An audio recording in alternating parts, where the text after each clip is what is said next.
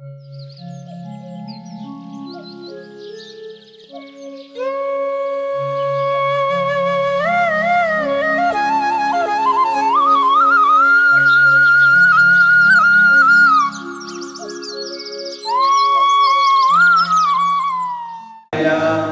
Namo Bhagavate Vasudevaya.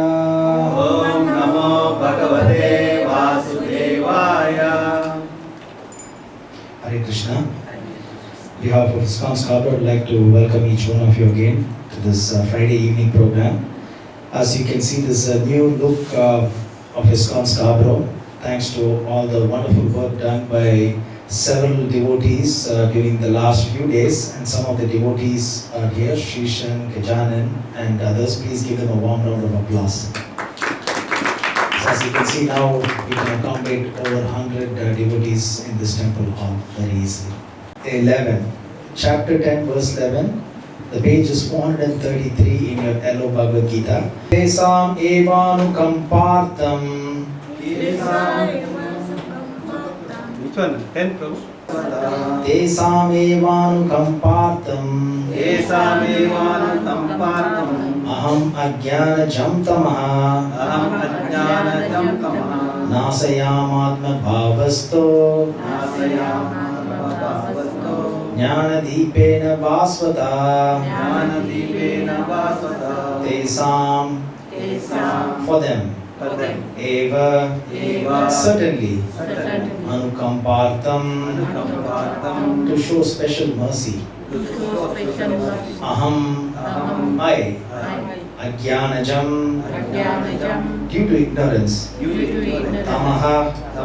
Darkness. Nasayami. Dispel. Atma Bhava. Within their hearts. Taha. Situated. Jnana. Of knowledge. Deepena. With the lamp. Vasvata. Glowing. Translation. To show them special mercy, I, dwelling in their hearts, destroy with the shining lamp of knowledge the darkness born of ignorance. Purport by His Divine Grace A.C. Bhaktivedanta Swami Srila Prabhupada. Bhagavate Vasudevaya. Om Namo Bhagavate Vasudevaya. Om Namo Bhagavate Vasudevaya. Om Namo Bhagavate Vasudevaya. Hare Krishna. On behalf of ISKCON Scarborough, I would like to welcome each one of you again to this Friday evening program. As you can see, this is a new look of ISKCON Scarborough. Thanks to all the wonderful work done by several devotees during the last few days, and some of the devotees are here, Shishan, Gajanan and others. Please give them a warm round of applause. So as you can see now, we can accommodate over 100 devotees in this temple hall very easily. And are full of compassion for the fallen, conditioned soul. Hare Krishna. So the verse that we are reading today is the 4th verse of the famous Chatur Sloki. So the summary of Bhagavad Gita is supposed to be condensed in 4 verses. The whole 700 odd verses of Bhagavad Gita is supposed to be condensed in 4 verses, and that is famously called as Chatur Sloki, starting from 8th verse of the 10th chapter and finishing with this 11th verse that we. So the 8th verse starting with Aham Sarvasya Prabho Matta Sarva Pravartate Idi Matva Vajate Ma Buddha Bhava Samanvitaha. I am the source of all spiritual and material world, and from me emanates everything. So that's the first of the Chatur Sloki. And then the second verse is Gata Prana verse. And then Tesam Sadata Yuktanam Pachatam Priti Purvakam. That verse is there. Dadami Buddhi Yogatam Ena Mahapayante. And then the 11th verse is what we are reading today. So it starts off with how Lord Krishna is explaining about his opulences, that spiritual and material world emanates from him, and how one becomes a pure devotee by knowing Krishna's opulence. That's 10.8. And then the very next verse is how the pure devotee performs devotional service. That's Machitta Gata Prana verse. And then 10.10 Tesam Sadata Yuktana verse is the reciprocation of the Lord to the devotee. How the Lord gives the understanding by which the devotee can come back home, back to God. That is the 10th verse of the 10th chapter, Tesam Sadata Yuktana.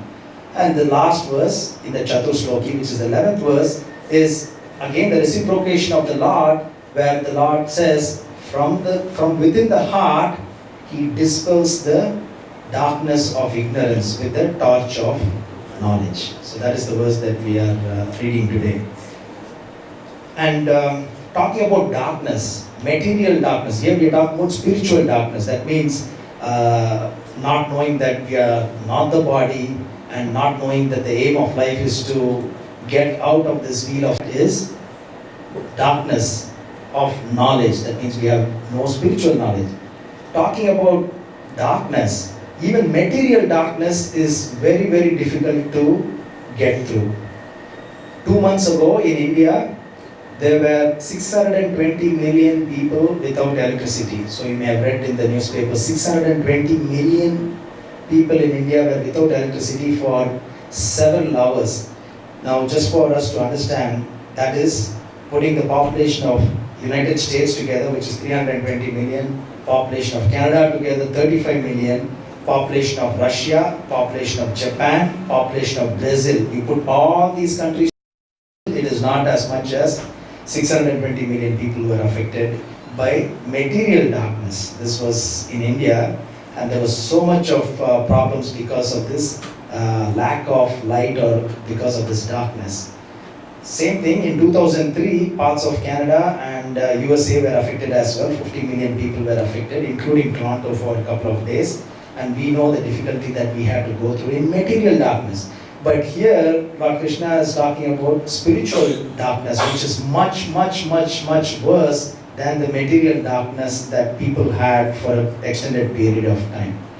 And in this particular verse, Prabhupada is explaining about Lord Chaitanya Mahaprabhu when he was in Benares, which is where Ganges flows. And this is from the Adi Leela, Chaitanya Charitamrita Adi Leela, 7th chapter. This particular pastime is there. Wonderful pastime where it contains about 91 verses, where Chaitanya Mahaprabhu is going to Benares and he's seeing Mayavadi philosophers. Mayavadi philosophers are the philosophers who consider themselves to be the God. So Mayavadi sannyasis were there, and what did Lord Chaitanya Mahaprabhu do? He fell at their feet. And why is that? The Supreme Personality of Godhead is falling at the feet of Mayavadi sannyasis because amanena manadena. Offer all respect to others and expect none in return. So Chaitanya Mahaprabhu fell at the feet of Mayavadi sannyasis. And then the leader of the Mayavadi sannyasis, as we read from this purport by Srila Prabhupada, his name is Prakashananda Saraswati. And what did he do? He talked to Chaitanya Mahaprabhu and he said, the only sannyasi should do is to meditate and to read the Vedantas. But what you are doing, you are dancing and singing with the fanatics.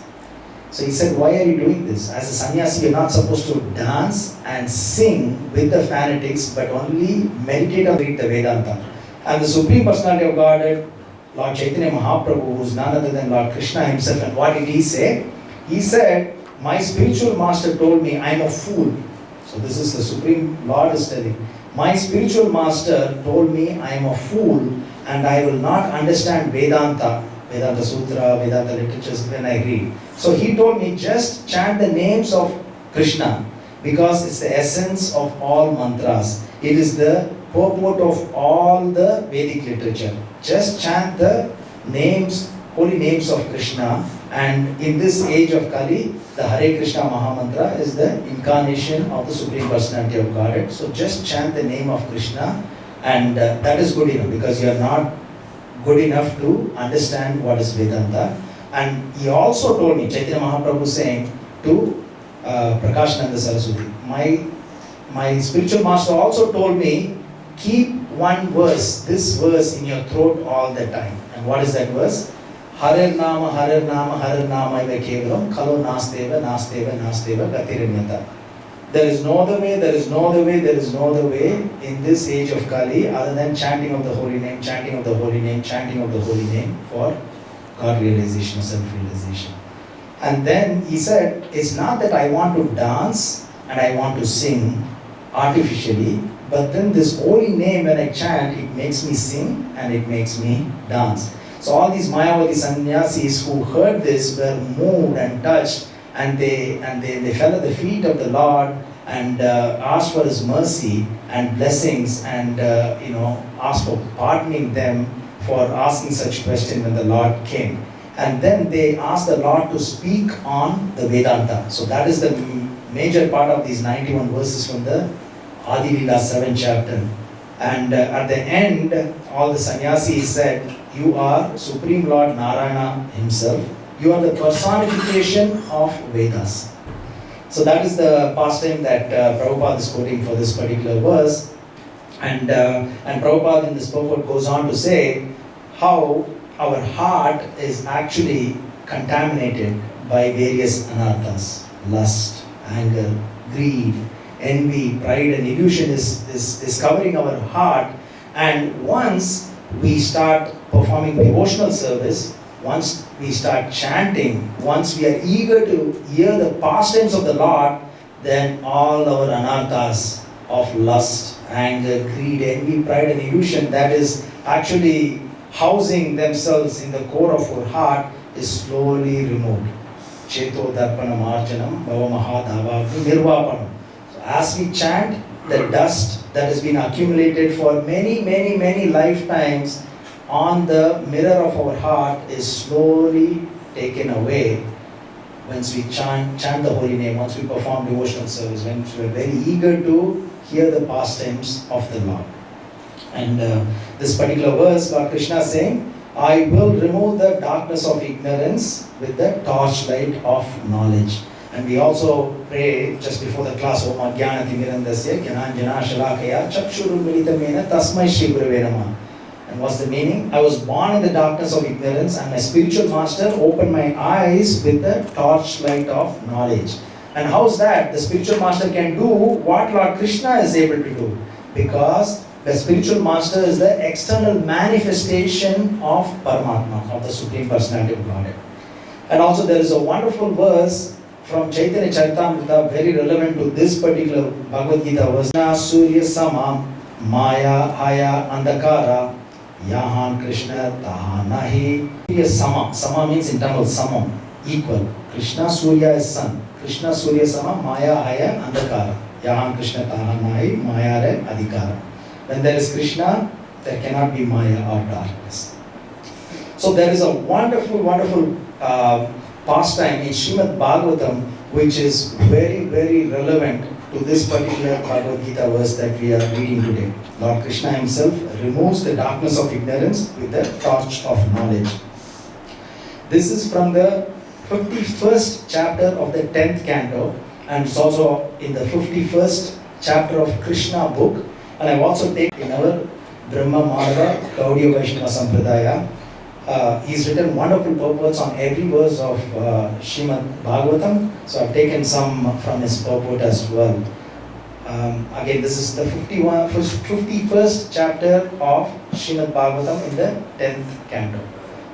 Before we go into this 51st chapter, to understand this pastime, we need to go a little bit further and sometimes to different parts of Srimad Bhagavatam, which I've done and I've collected it for us to hear this wonderful pastime. So we'll start off with Jarasandha. We need to know who Jarasandha is. King Jarasandha is a very powerful king, but he's a demoniac king, and he's the father-in-law of Kamsa. So Kamsa had two wives, and Jarasandha is the father of the two daughters who married Kamsa. And once he gets to know that Kamsa, his son-in-law, is being killed by Krishna, he's very furious, he's very angry, and he decides that he's going to remove Yadavas from the face of the earth.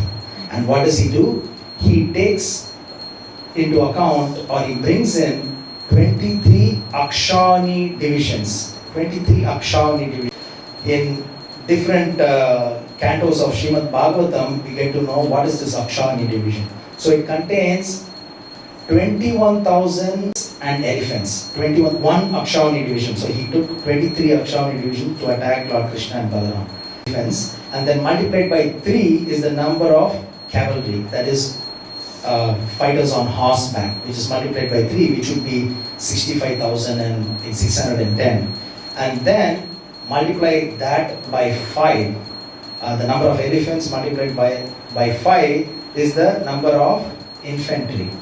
And that is 109,000. Every number that you add, it becomes 18. So that is the Akshauhani division. This is 1 multiplied by 23. So he came with flood of demoniac soldiers to attack Krishna. And in the 50th chapter, there's wonderful description of how all of them are killed. Rivers of blood are flowing, and the heads that are chopped off, the demoniac heads that are chopped off, floats in this river of blood. It's like tortoise on water. And the hands that are chopped off are like fishes that are floating in the river of blood. So there's graphic description of how the demoniac persons were killed by Krishna effortlessly. But he does not, Lord Krishna does not kill Jarasandha. And the reason is given by Vishwanath Chakravarti Thakur. He does not kill him, even though he killed 23 Akshauhani divisions of soldiers and elephants and horses. That is because he knows he's going to come back. He's going to gather more of these demons and he'll come to fight Krishna. So he can kill more of the demons, and also he can deliver. Lord Krishna can deliver all these demons. So Jarasandha comes first time, he is totally defeated with 23 Akshauhani divisions. He comes second time, gets defeated. Third time, gets thoroughly defeated. It goes on and on and on. 17 times he gets defeated, and Lord Krishna does not kill him even on the 17th occasion.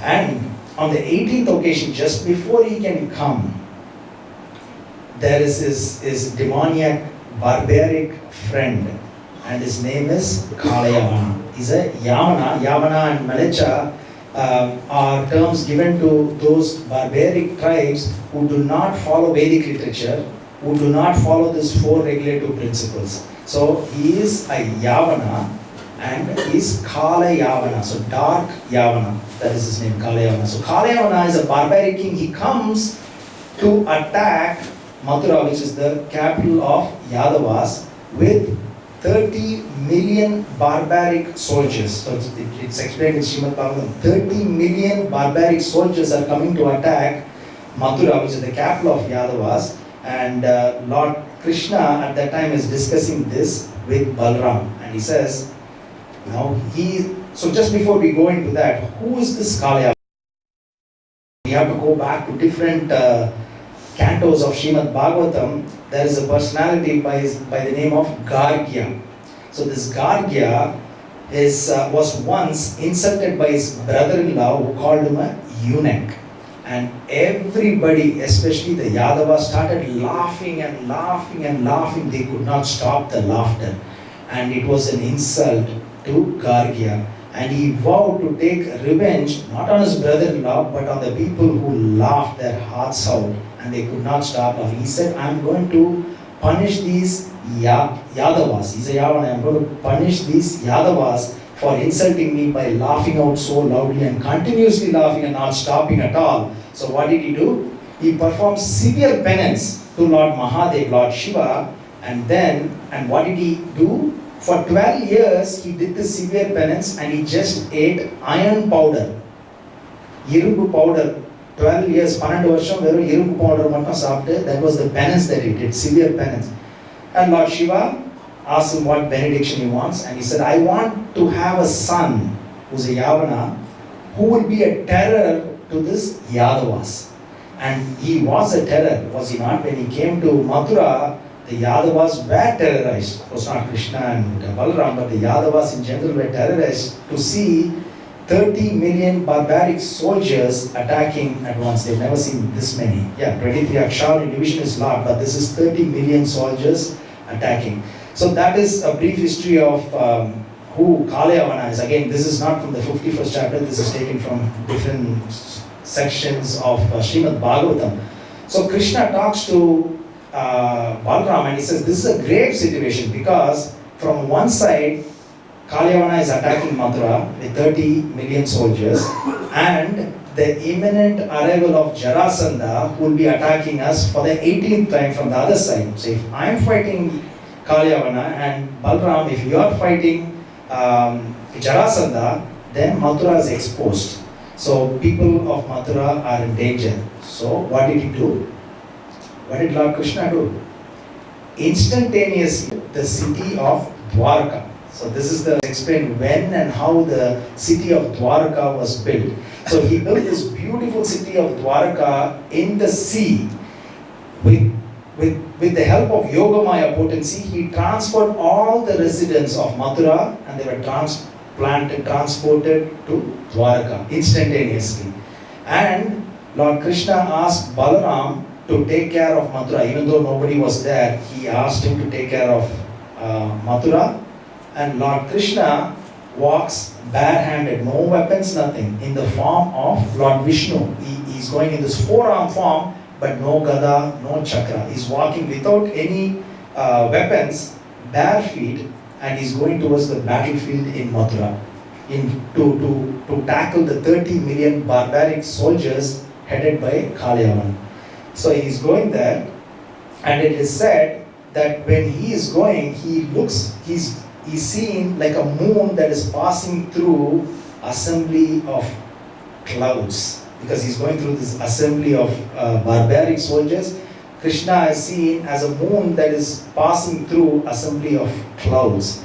And beautiful explanation of Lord Krishna in the form of Vishnu is given. He's got 4 long and sturdy arms, and he's got this blackish blue complexion. He's got this yellowish silk dhoti, and he's got this effulgent kastuba jewel in his neck, and he's got this beautiful Srivatsa mark in his chest, and he's got this beautiful lotus-like face, lotus-like eyes, and he's got this shark-shaped earring moving back and forth, and he's got this pristine smile and effulgent cheeks. So this is the wonderful explanation of how Lord Krishna was when he went towards this Kalyavana. So he's passing through all these barbaric soldiers, and Kalyavana is there. He crosses him. He does not fight with him. He just crosses beyond Kalyavana, and he's wondering, what is this? He's coming. I thought he's coming to fight with me, but he's just crossing me and going. And so Kalyavana was so fortunate that he's able to see Supreme Personality of Godhead. But the unfortunate nature of demoniac personality is that he decides to attack the Supreme Personality of Godhead. But he follows the rules of fighting, etiquette of fighting. Because Krishna is bare-handed, or in the form of Vishnu, he does not have any weapons. So he decides to throw all his weapons and he starts chasing Krishna. So here the Supreme Personality of Godhead is running, and Kalyavana is running after him. He is chasing him, he's so close, yet so far he cannot catch Krishna. How can he catch Krishna? He's the personality of sin. He does not follow the 4 regulative principles. Hiranyaksha tried to catch Krishna, he could not catch Krishna. All the yogis, they try to catch Krishna in their heart, Paramatma in their heart, they cannot catch Krishna. All these mystic yogis, they can travel through space at the speed of mind, they cannot catch Krishna. Prabhupada used to tell this story. There were mystic yogis in Badrinath. They are going to take bath in Alakananda river, and in no time, instantaneously, the same yogi is seen thousands of miles away in Prayag in Allahabad, where there is Ganga, Yamuna and Saraswati meeting.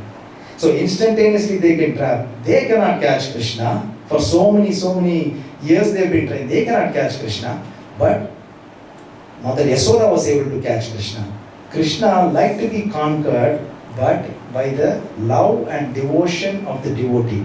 Personality of sin or sinful personality cannot catch Krishna. He's so close yet so far. He's running. He almost catches him, but he cannot catch Krishna. And then he starts getting angry.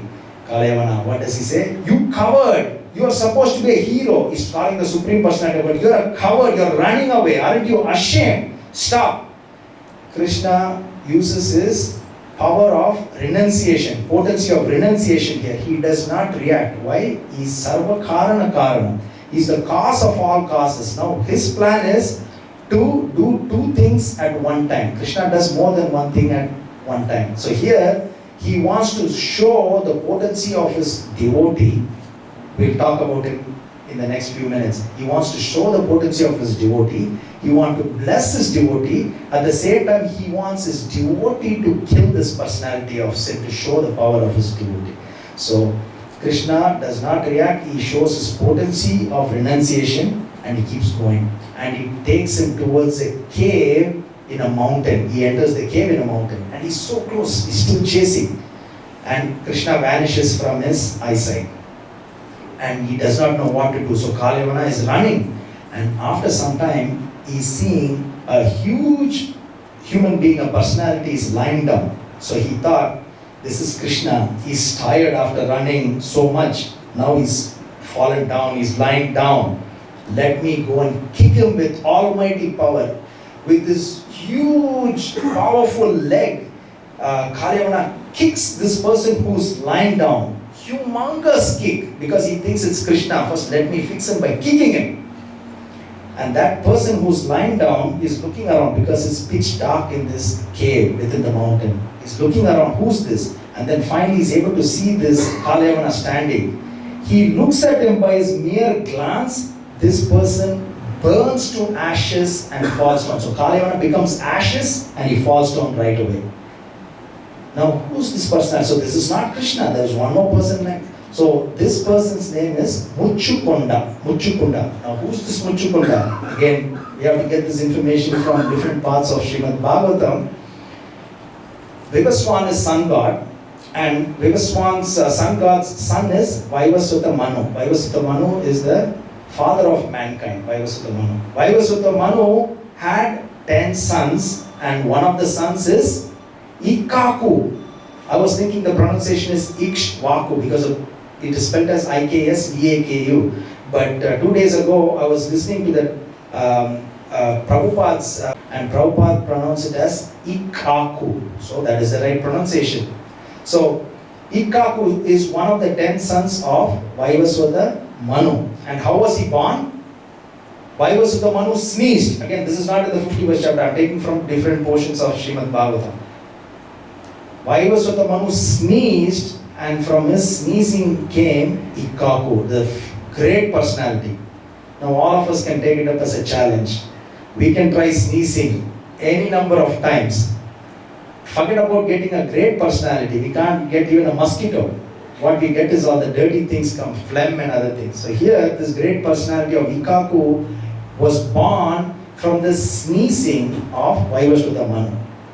And Ikkaku had 100 sons.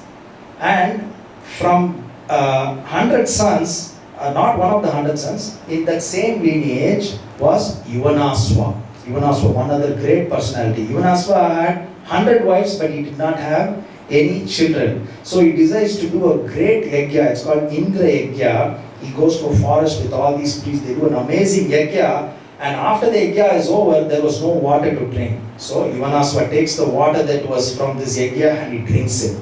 And guess what? His wife is not pregnant. Now he becomes, in a way, not pregnant, but from the right side of his abdomen, Mandata is born. So he was praying for a son, and because he drank this holy water from the yajna, from the right side of his abdomen, Mandata is born. And this Mandata was crying for mother's milk at that time, and Indra himself came and gave his index finger for him to suck. And Trasadasyu, that was his name when he grew up. That is the name of Mandata, because he was creating this fear for these rogues and thieves. He was such a great king, and it is said in Srimad Bhagavatam, from where the sun rises to where the sun sets is his kingdom. So Mandata was ruling the whole of Bharatvarsha wonderfully well, and he had 3 sons. One is Ambarish, one is Mucukunda, and one other brother was there, and he also had 50 daughters, and all the 50 daughters were married to Vari Munis, right? And he's the one who got this change of mind when he saw the fishes underneath the water in Yamuna. So here, this is Mucukunda, and then he was ruling this planet wonderfully well. He was unrivaled. Nobody was trying to attack him because they know how powerful he was. So he had a wonderful family, great kingdom, obedient children, chaste wives. So everything was there for him to live long, wonderful life. At that time, the demigods come and ask him, can you please help us? Can you please protect us? Can you come and fight for us in the higher planetary system? Have you heard this before? There was a great warrior, the demigods, they take Mucukunda to fight for him in the higher. But actually there is one more incident. In the 9th chapter of the 9th canto, King Katwanga is there. King Katwanga was one more king, was so powerful that the demigods called him to come and fight for them. So here Mucukunda is being called, and he fought for the demigods for years and years and years, and the dimension of time in higher planetary system is different than the dimension of time that we have here. So when he fought for many years there in the higher planetary system, fought demigods against asuras, here all his kingdom vanished, his wives died, his children died, everything is gone. He had nothing. And at one particular point in time, Kartikeya, who is the commander-in-chief for the demigods, Muruga, Lord Muruga. Muruga is a commander-in-chief of demigods. So he comes and he says, it's time for you to retire. You have done everything for us. Ask us for a benediction, except liberation, because we can't give you, only Lord Vishnu can give you. Ask us any benediction, we'll give it to you. But Mucukunda had everything, he's seen everything, he does not want any material benediction. But what he's done is he served the servant of the servant, because the demigods are servants of the Lord. They may be Karma Mishra Bhakta, they may be Jnana Mishra Bhakta, because they do have this material tinge, they do have this material desire, but still they are servants of the Lord. Why? If you think Krishna is the president of the country, and he's got many ministers who take care of different affairs of the universe. Like the president, now we have a minister of law minister, we have water minister, we have minister for education. Like that for universal affair, who's the water minister? Indra is the water minister. Who's the minister for education? Goddess Saraswati. And who's the minister of law and order? We have Yamaraj is there.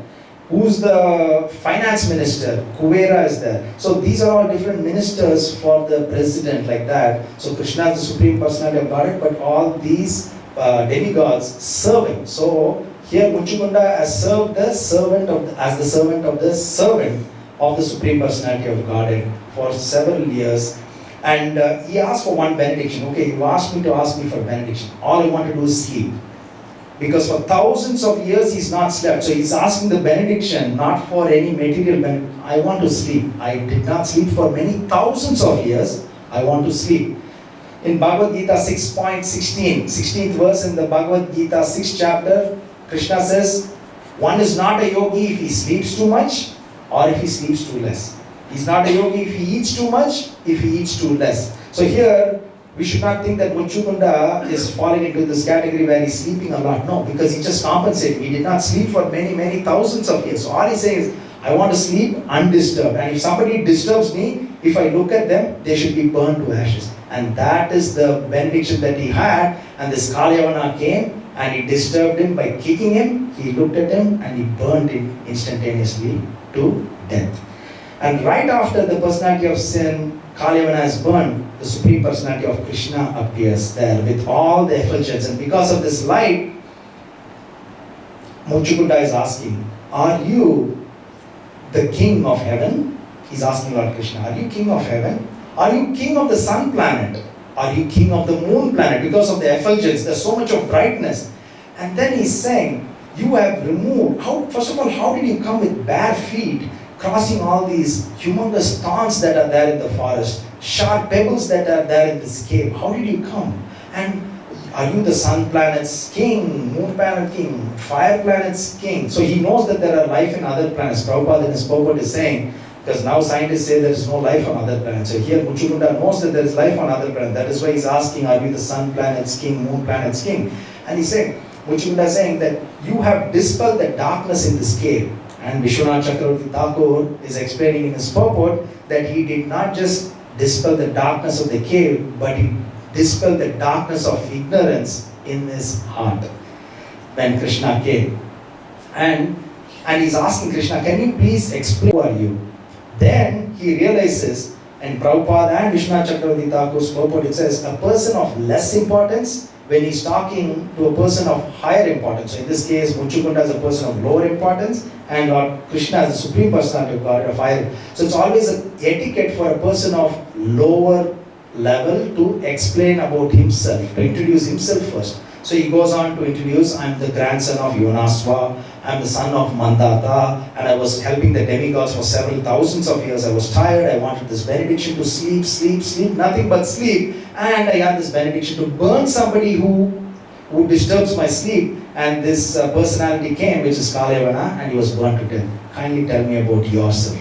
And Lord Krishna is saying, it's practically impossible, that's the word, it's practically impossible for me to explain about my name, my pastimes, my glories, my qualities, Lord Krishna is saying. And then he says, Anantadev is got so many unlimited mouths, and just imagine the size of Anantadev when all these universes are like mustard seeds in his head. So how big his mouth is and how many mouths are there to carry all these unlimited universes. He's been trying to completely tell about my glories and my qualities, but he's still trying. Many saints and sages are trying, and Lord Krishna says, one day somebody may be able to count the number of grains in the sand in the whole of earth, but they will not be able to completely tell about my glories. And Prabhupada in the Krishna book is giving one more analogy, saying, at some point, a scientist may come and give a total number of atoms. There are countless atoms in this bead bag. Countless. Just imagine somebody will be able to count the number of atoms in the whole world, but still they will not be able to count, able to explain the glories and the past tense and the names of the Supreme Personality of God. And Lord Krishna says, anyway, in this incarnation, as the Supreme Personality of Godhead, I have come to annihilate the miscreants, and that is because Lord Brahma had requested me, the past tense that we heard during Janmashtami. I had come for that reason. Yada idhyai dharmasya jnani bhavati bharata and paritranaya sadhuna vinashaya chadushtam. So that's the reason why I have come. And in this Kamsa, who's Kalanemi before. Kalanemi became Kamsa before. So he explained, and he says, now you ask me for any benediction. So this is the second time somebody is asking Mucukunda to ask for a benediction. First, the demigods asked him, and he said, I just want to sleep. I don't want any material benediction, because he's enjoyed life and he's realized that nothing is there in materialism. So Lord Krishna is asking, ask me for any benediction, because you have been my devotee for many lifetimes, and you also served the demigods, who are servant of the servant, and you also associated with a great personality, Gargamuni. We heard about Gargya, who is Kalyavana's father, but you have associated with Gargamuni. So you ask me anything, and then Mucukunda offers wonderful, wonderful prayers to the Supreme Personality of Godhead. And he says, people fall into this or get entrapped in this material life instead of performing devotional service to you. Vasudeva Bhagavati Bhakti Yoga Prayojana. So this means if you're a devotee, you'll be able to cut off all these hard-knotted desires of material life. So he goes on to say, our life, we have fallen into this ocean or darkness of well, just like animals fall into this unused well. Prabhupada is explaining there'll be grasses, and these wells are ground level, and all these grasses grow, and these poor animals think it is safe, and they try to eat the grass and they fall inside. And Vishwanath Chakravarti Thakur is saying it's like selling a Chintamani gem for few pennies, for few rupees. Chintamani gem is wish-fulfilling gem, and somebody does not know the value of it, just like we don't know the value of this human life, and we go for all these material attractions. It's like selling the Chintamani gem for few pennies. And then he goes on to say that he is also part of this. He's also fallen into this because he's still thinking about his wife, his children who are already dead and gone. His kingdom is gone. There are wonderful verses, but we may not have time to go through these verses. Yat pada pankaja palasa vilasa bhaktya karma sayam graditam utratayanti santa. So this means, wonderful prayer. This is from 4th canto of Srimad Bhagavatam. The 4 Kumaras are explaining to Prithu Maharaj that if one serves the lotus feet of the Lord, again this hard-knotted material desires will be easily cut off. But for a non-devotee it's not possible. And then he says to the Lord, just like a snake who is ready to kill the mouse in front of him, you as time is ready to take our life upon. And he goes on to say, we are pampering, we are protecting, and we are decorating our human body. We put dye in the hair, we put all these makeup. This body of ours, when we die, which is any time, is going to be turned, I take a pardon, so kindly bear with me, I'm just quoting what is there in Srimad Bhagavatam. Our body is going to be turned into worms or ashes or stools. Why is that? In different religious, Hindus burn the body. When you burn the body, what happens? It becomes ashes. Two dead bodies are burning next to each other. This becomes this much ash, this body becomes this much ash. You don't even know which body is this ash, which body is that ash. They become ash. Some religious tradition, what do? They bury the body 6 feet under in a casket. Worms eat the body, and again it becomes stools, and also it reproduces another worm. So the beautiful body is becoming ash, it becoming worms or stools, and in Parsi community they throw the body in the rooting. Vultures and eagles will tear upon this body, almost break the bones and take every flesh out, and then it becomes stool. So this is a bit graphic, but the reality of the situation, I hope you're aware of it. Some religious tradition, you leave the body, let's not use the word throw, leave the body because they say we come from nature, so let it go back to nature. So this is in the Parsi community. In India, there are a lot of Parsis, so it's not like a secret, it's an open process that they have. So he offers all these wonderful prayers, and he says, my dear Lord, you asked me for a benediction. I don't want any material benediction, because that will again put me through this wheel of birth, death, old age and disease. I do not want even liberation. All I want is service to your lotus feet. That's all I'm asking for. Service to your lotus feet and association with your devotees. This is all lesson learned for us. And Lord Krishna says, I was actually testing you, and you passed the test because of your pure mind and pure intelligence. You did not ask me for any material benediction. You asked me for this wonderful benediction. So, I'm going to give you the benediction where you will always think of me. Lord Krishna is saying in Bhagavad Gita 9.34, 18.65, Manmanabha Madbhakto Madhyagi of me, always worship me, become my devotee, offer obeisances unto me. And he says, if you do all this, you come to me. Here he is giving the benediction, you will always remember me. And you can traverse through the universe and you will not be contaminated by the three modes of material nature. But you are a Kshatriya, so you have killed many animals in the past. Therefore, you have to atone for it by performing Bhakti Yoga and by performing austerities. And in the next life, you will become a Brahmin who is Sukridam Sarva Bhutanam.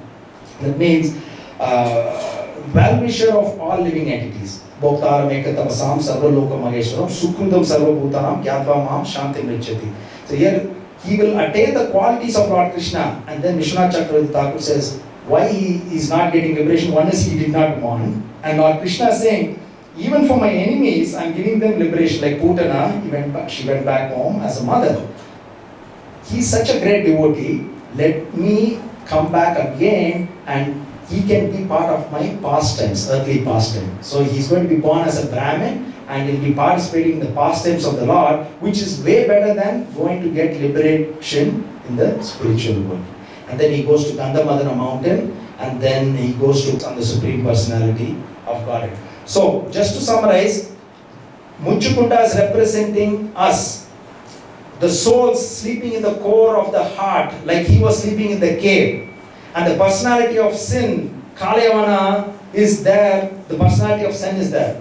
By serving the devotees, we get the power from the austerities to attack this personality of sin. And once the sins are removed, Supreme Personality of Godhead, Lord Krishna, manifests in our heart to remove the darkness of ignorance with the torchlight of knowledge. And how does Krishna come? By his name. Because when a sleeping man is there, you have a board, please wake up. He does not know. You put a nice incense there so that he wakes up, he will not wake up. But the sound vibration, that's why alarm is kept, because it goes to the ear. So when we chant the name Hare Krishna Mahamantra, Krishna comes into our heart and dispels the darkness of ignorance with the light of knowledge. So let's all chant the Hare Krishna Mahamantra, which is not different from Krishna because Nama Chintamani Krishna Chaitanya Rasa Vigraha. Name is same as Lord Krishna. Hare Krishna, Krishna Krishna, Hare Hare, Hare Rama, Rama Rama, Hare Hare. Grantaraj Bhagavad Gita ki jai.